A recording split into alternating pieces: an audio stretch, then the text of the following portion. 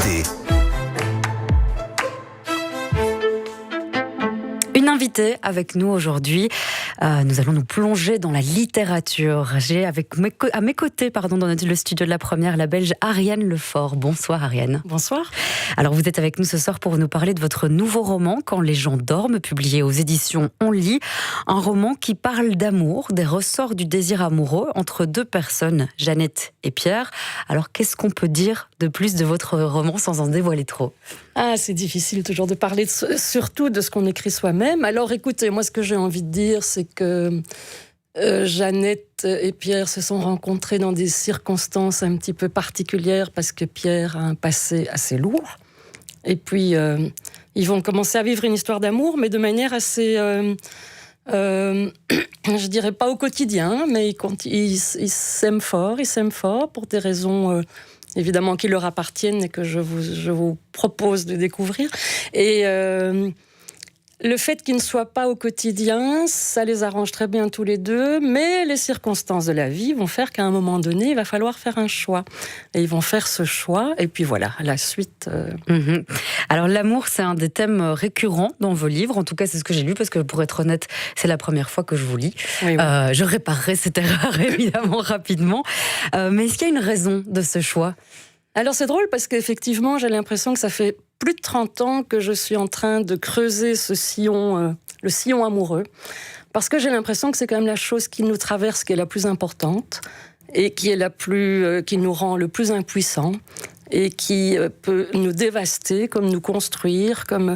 Je crois vraiment que c'est la base de tout. C'est la base de tout, et c'est effrayant parce qu'on ne peut rien contre. Je veux dire, on n'a absolument aucun pouvoir sur ce qui se passe et je trouve ça toujours très intéressant de creuser une fois que le sentiment amoureux est éveillé, de voir ce qui va se passer dans la vraie vie. Enfin, comment est-ce que le sentiment amoureux va se coller à la réalité et au principe du réel. Voilà. Et la réalité, enfin, finalement, l'amour traverse complètement les générations, mais dans des réalités différentes. En 2022, on conçoit parfois l'amour différemment qu'il y a 40 ans. Et notamment ici, Jeannette et Pierre vivent séparément. Heureusement. Oui. Là, je pense effectivement que le fait d'habiter en couple est une espèce de contrainte qui commence un petit peu à se libérer. Et j'espère que ça va pouvoir continuer. Je pense effectivement que le couple a 1000 manières de se projeter et qu'il n'a absolument pas besoin d'être dans un lieu commun, justement, dans un lieu à deux pour que ce soit la vraie vie à vivre. Et puis ce qui est très très chouette aussi, c'est que non seulement ça ne doit pas se passer dans le même lieu, mais ça peut se passer également à tout âge. Et je pense effectivement que la force de l'amour, qu'on ait 60 ans, qu'on ait 80 ans ou qu'on en ait 20, a toujours effectivement le même piquant, les mêmes douleurs et c'est la même chose. C'est la même chose. Est-ce que vous vous inspirez de faits réels, de votre vie ? Toujours là, oui.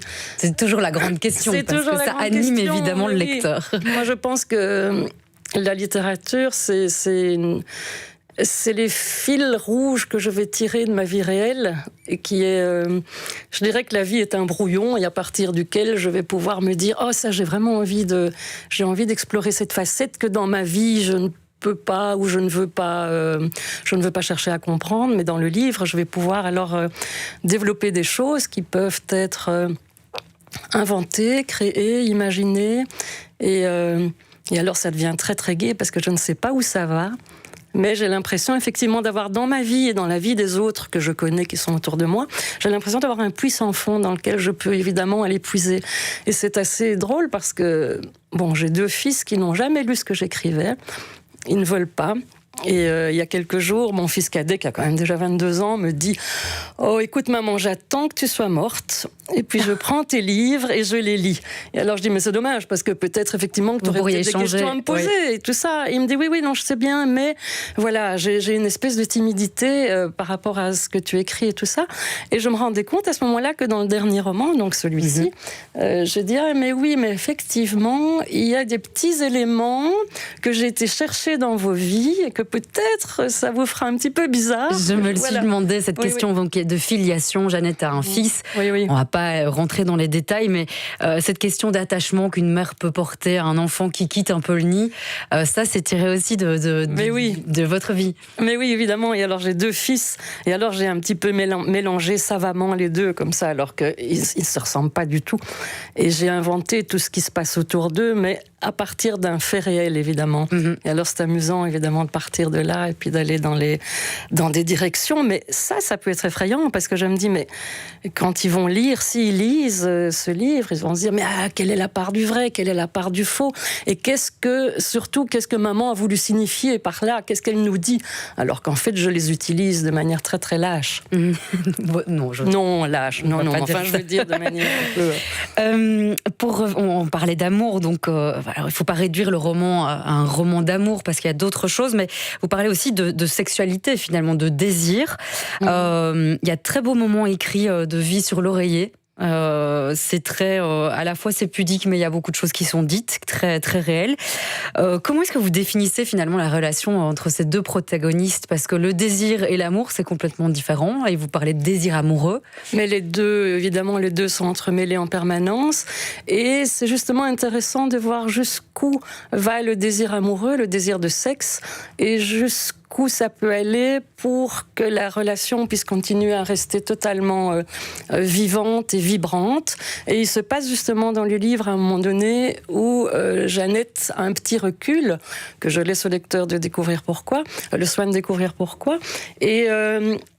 Et justement, c'est ça qui m'intéresse tellement, c'est d'essayer de comprendre pourquoi les choses s'animent et pourquoi elles se désaniment, alors que les personnages, les protagonistes, eux, vont faire tout ce qu'ils peuvent pour que ça marche.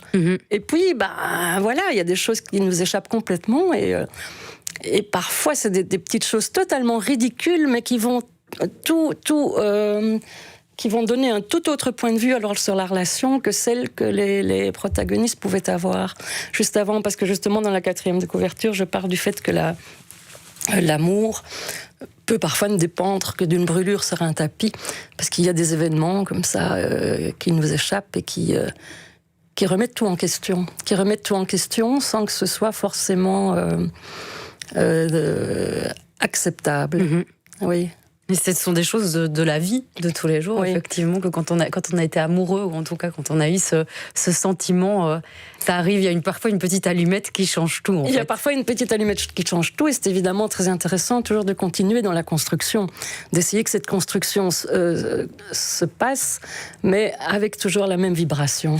Alors, dernière question, vous avez écrit ce livre pendant le confinement, si je ne m'abuse. Oui, je l'avais commencé avant. Oui. J'écris très lentement, puisque je travaille aussi pas mal à côté. Et j'écris très lentement, et j'avais commencé une année auparavant. Et puis, voilà qu'arrive le confinement. Et je me dis, waouh, qu'est-ce que je fais de ça ? Qu'est-ce que je fais de ça dans le quotidien de Jeannette et Pierre, qui forcément, on y est là, on ne peut pas nier, on peut pas nier. Et du coup, j'ai essayé en même temps de le laisser là, le confinement, sans qu'il prenne une place prépondérante. Mais c'est très amusant, parce que je me suis rendu compte que mes personnages avaient été confinés bien avant le confinement, et que le confinement va les aider à se déconfiner. Tout à fait. C'est vrai. Vous me le dites, je réfléchis à l'histoire et c'est assez vrai. Vous l'avez vécu, vous, comment, cette période ? Parce que vous dites, voilà, comment est-ce que vous pouvez mettre ce confinement dans votre livre ? Ça a été finalement une source d'inspiration ? Alors, ce confinement, ça a été une source de douceur extrême, parce qu'il y avait plein d'éléments comme ça. J'ai été obligée moi-même de me calmer un peu, parce que je suis quand même un petit peu excessive dans mes débordements, dans mes besoins de faire, d'agir, de faire des choses et tout ça. Donc obligée de me calmer un peu. Puis j'avais l'impression, quand je repense au confinement, je revois du rose partout, parce que j'habite dans un quartier où il y avait énormément de cerisiers du Japon, et je revois du rose partout, et de la douceur partout, et du vélo, et du silence, etc.